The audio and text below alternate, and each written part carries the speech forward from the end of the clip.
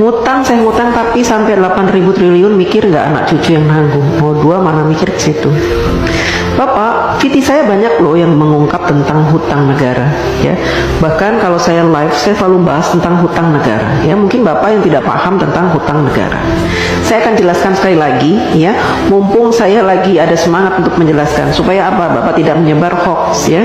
Bapak tidak berpikiran jahat terhadap pemerintah, ya.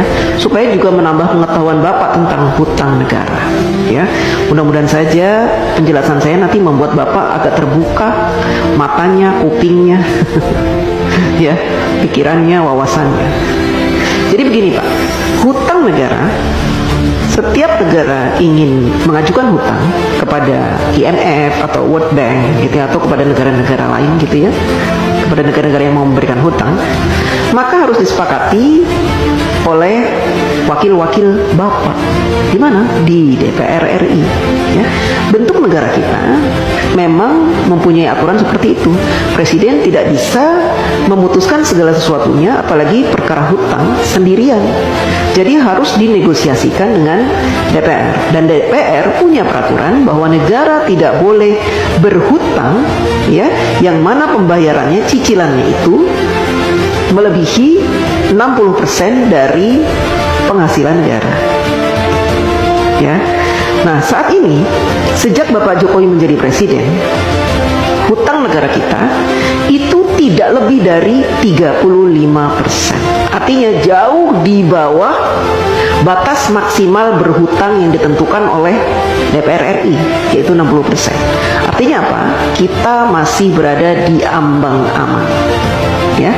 Dan saat ini Indonesia terkenal sebagai negara yang hutangnya sedikit dibanding dengan Jepang, Amerika yang sampai 200% dari PDB-nya, Jepang sampai 210%, kemudian negara-negara lain, ya, bahkan tetangga-tetangga kita, Singapura, hutangnya itu banyak Pak. Berbeda dengan kita hutang sedikit. Beberapa tahun yang lalu Bapak Jokowi juga sudah melunasi hutang warisan sebanyak 7.000 triliun. Bapak heran kan dari mana uang 7.000 triliun itu? Kok Pak Jokowi bisa membayar? Karena Bapak Jokowi selama ini melakukan penghematan pengeluaran APBN. Dengan cara apa? Dengan cara tidak menggunakan APBN untuk pembangunan negara. Bapak Jokowi mensiasati pembangunan negara dari para investor, baik dalam maupun luar negeri, sehingga APBN-nya utuh, tidak diutak-atik. APBN yang ada khusus digunakan untuk kepentingan rakyat seperti subsidi, kemudian bansos, BLT, PKH dan sebagainya itu Pak. Ya, Bapak harus tahu. Jadi kalau Bapak bilang hutang sampai 8.000 triliun itu, seandainya saat ini hutang kita 8.000 triliun, itu sedikit Pak. Dibanding dengan PDB kita tuh sudah banyak sekali Pak.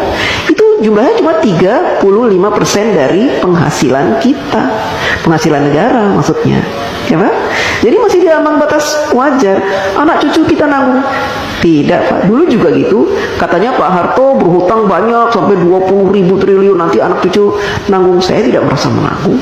Saya sudah dewasa, sudah besar, sudah tua, setua ini, tidak pernah saya merasa menanggung beban hutang negara. Tidak. Itu kan hanya kiasan-kiasan yang diberikan oleh orang-orang yang membenci pemerintah, ya. Jadi mereka membuat rumor-rumor seperti itu supaya apa? Supaya kita membenci pemerintah, kan gitu. Kita awam, orang awam, tidak pernah diberikan pemahaman tentang hutang negara, sehingga yang ada di pikiran kita, hutang, negara berhutang, nanti anak cucu kita akan membayar. Tidak Pak, ya.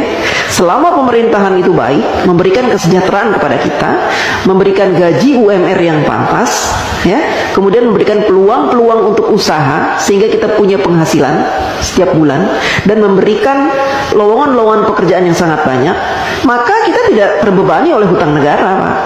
Ya, apalagi sekarang pemerintah sudah membuka banyak sekali lowongan dengan dibukanya smelter-smelter, proyek-proyek hilirisasi, itu akan membuka ratusan ribu lowongan pekerjaan Pak buat bangsa Indonesia, dan itu akan menjadi penghasilan yang akan dinikmati dan sehingga kita tidak dibebani oleh hutang itu.